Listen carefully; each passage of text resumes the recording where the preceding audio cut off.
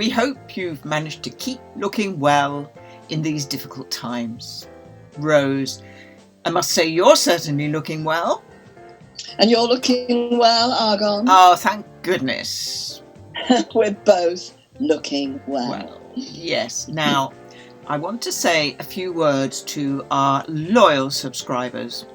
You may have seen a rather strange film on our YouTube channel recently. It turns out that the Ambrosia Corporation is under attack by some, I don't know, terrorists or something. They managed to hack our channel and post a perfectly horrid little film about somebody who was not looking well. The authorities are looking into it.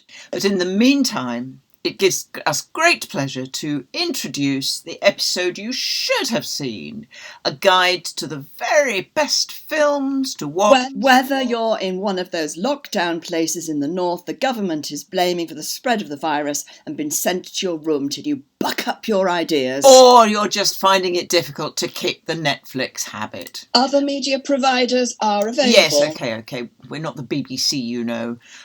Yes, as I was saying, we've asked our good friends Tessa and Alison to talk about their all-time favourite movies, which are all about looking well. So, over to Alison and Tessa and this very special Looking Well film night. Looking well. Looking well. Oh, that's good. Really good.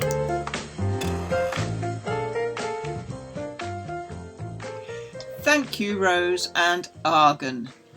They're looking well, both of them, aren't they? Of course. Well, you wouldn't expect anything less. And that is what this special Looking Well in Lockdown, Looking Well at the Movies film programme is all about.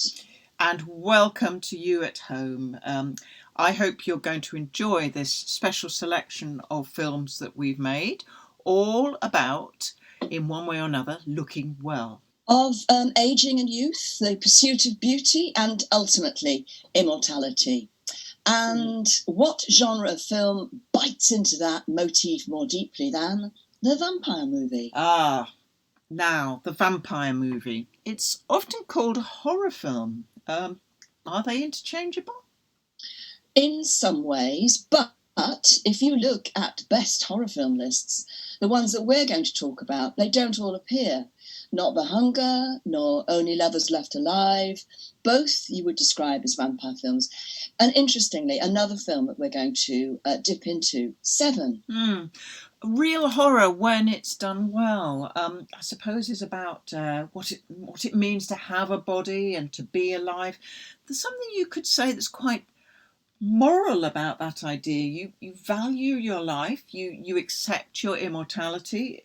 It's a kind of modern memento mori on celluloid. So vampire films intersect with horror, but they're not one and the same. No.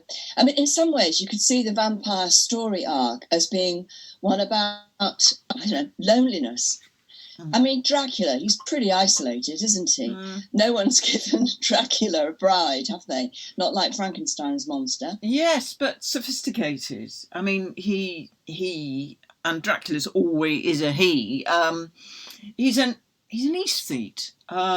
Likes the good stuff in life and death, other people's, of course. But very often he's a Renaissance man, a polymath certainly, but not really enlightened. No. Well, okay, a shapeshifter then. But he's attractive, not in the Vincent Price version, I grant you. Christopher Lee, yes, of his time. But I'm thinking here about Klaus Bang in Dracula. Yes, Klaus Bang. He had us all glued to the screen over last Christmas. And no wonder, as an actor, he's on the slate as James Bond, the villain that we love to love. Yes. And of course, men find him attractive too. He's clever, witty, elegant. He's seeking something he can't have. It's not just homoeroticism. It's something about wanting to be him. Yeah, whereas women as vampire, that's drawing on other things. Yes, the female vampire counters all the usual things that women are supposed to be: nurturing, morally pure, humorless. Humorless, but of course beautiful, always beautiful. Mm. I mean, 2,000 years of drinking blood. Is that a beauty treatment? Well, just for some of us. Cheers. Looking well. Looking well. I'm wondering if it's actually about hospitality. Go on. Well, the invitation. The vampire can't cross the threshold unless invited in. Although there might be some trickery around how the invitation is secured, but secured it must be. There's an etiquette to it. Ah, yes. So we're into the territory of let the right one in. Yes, and the invitation here is done very well. It's it's a complex negotiation, and the relationship takes time to be established.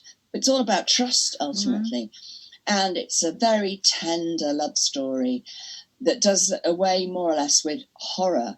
But some of the conventions are used in a very interesting way. And what you focus on is, well, it's the relationship between the two children. They are really two outsiders. Yeah. So back to loneliness then, and loneliness is something we can all relate to. Well, yes.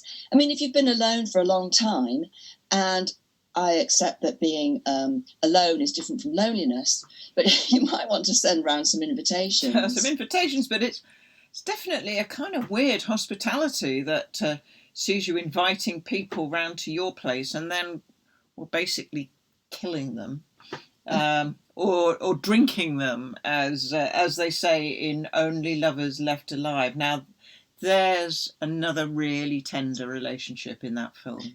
Yes, and at such a distance. I mean, Tangier and Detroit. Well, it's a relationship for now, isn't it? When people are being kept apart by, the virus. What an image. Yes. So you've got Tilda Swinton and Tom Hiddleston. They're Adam and Eve, a couple, discussing art and the meaning of life while they try to avoid preying on the living.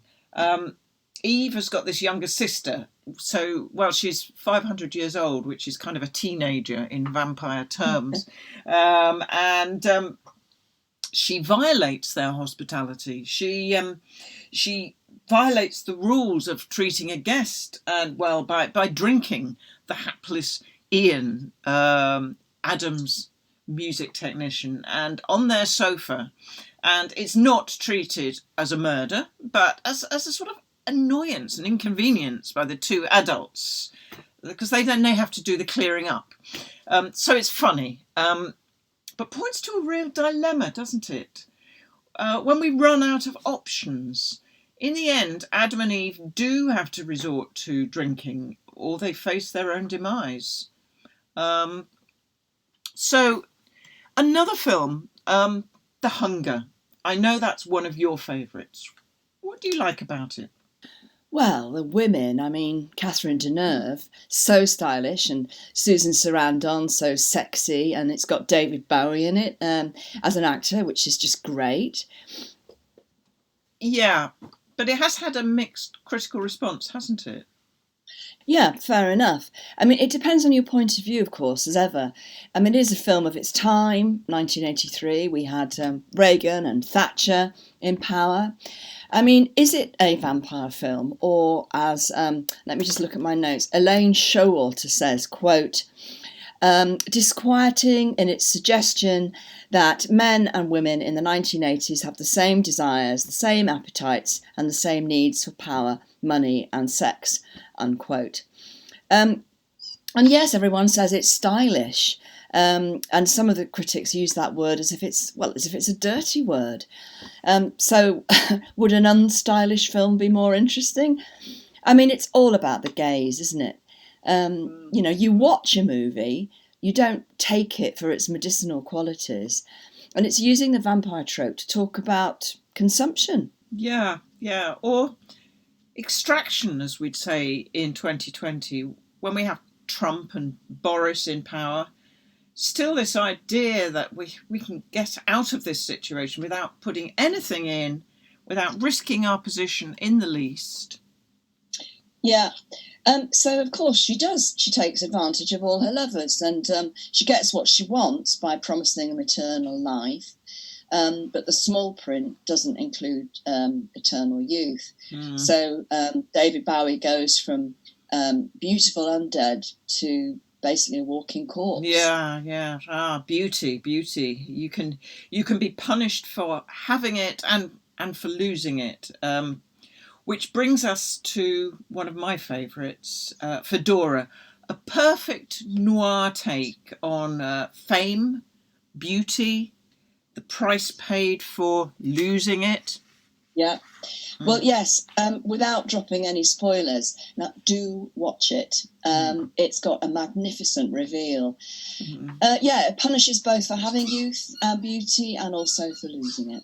And features William Holden, older and wiser than he was in Sunset Boulevard, but exploring many of the same themes. Oh, you've gone. I've lost you too. Hello? Unstable internet connection. Oh, you're back. Now you've gone again. What is that noise? The dog playing with a squeaky toy.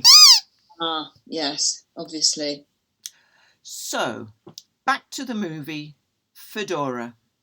Yeah, interestingly, Gloria Swanson in Sunset Boulevard, she's supposed to be old and jaded, but she's only 50.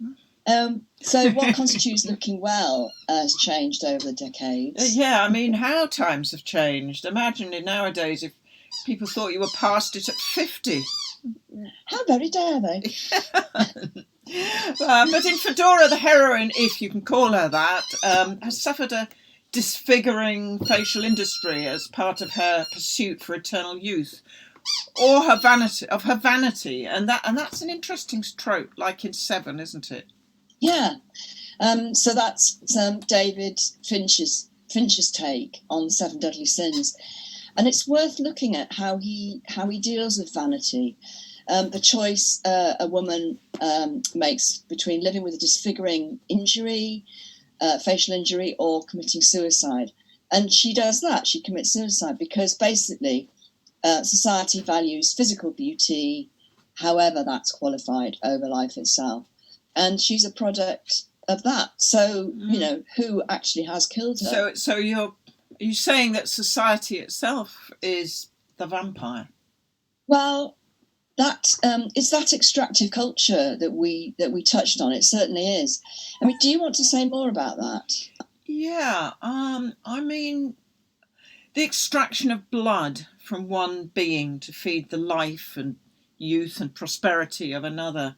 The extraction of fossil fuels and future life on Earth. We're talking about capitalism, yeah? Yeah, and colonialism. Yeah, and colonialism. That the historical basis of Western capitalism is colonialism. The Industrial Revolution would not have happened without the wealth from the slave trade and the colonies. Yeah, indeed. But just going back to the movies, I mean, beauty, perfect, flawless beauty. Well, it's the lifeblood of our fantasies, isn't it? Yeah, I mean, I guess if your face is going to be projected 15 foot high on a screen, it's got to be pretty perfect, hasn't it? You want to be looking well. Which is where our dear friends Rose and Argon come in. Yes, people may not be aware of just what a pivotal role they've played in the careers of so many beautiful women. If Mac Factor was the makeup brand of the cinema, Rose and Argon is the beauty treatment brand beloved of the female movie star. And a few men too, yeah. Rose, yeah. For the younger glow, the English rose look, the fresh-faced ingenue. The secret of those who managed to carry off that look for an astonishingly long time. Perfect, innocent, well, virginal even. Yeah. And then there's Argon with the drama of the femme fatale. Works particularly well on hands, so hard to keep those looking well. The diva at the pinnacle of her career. Just think Gloria Swanson, think Joan Crawford. Yeah. And some stars have been served by both at different stages of their careers. Yeah, indeed. The combined genius of Rose and Argon have kept so many flames of youth burning when one might have expected them to have been extinguished. Which brings us to our final film, She. Yes, She Who Must Be Obeyed. So here you've got anyone can go into the flame of eternal life to rejuvenate herself once. But when she does it again the second time, she dies. She's transgressed. Yes, she has. But she can die. She has the means to die. David Bowie and all Catherine Deneuve's lovers in The Hunger don't have that. They're sort of sentenced. They're not allowed to die. They have to live forever, crumbling away, shrivelling, surrounded in agony by other cast-offs from a system that seemed to promise you something else. And that something else is looking well. I mean, aren't we all promised that by the system, made to believe we're immortal? Yeah, well, we are, aren't we? No. Personally, I couldn't think of anything more ghastly, but thanks to Rose and Argon, I think we'll both be kicking ass for a decade or two longer. Don't you? Let's hope so. And that brings us to the end of Looking Well at the movies. And we hope you've enjoyed it. We certainly have, and that we've whetted your appetite to seek out any of the films that you haven't already seen. So, till next time, keep looking well. Keep looking well.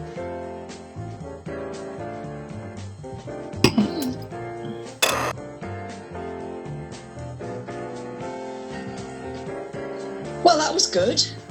Some great movies as the nights draw in. Thank you to Tessa and Alison. And thank you to everyone who's helped make this series.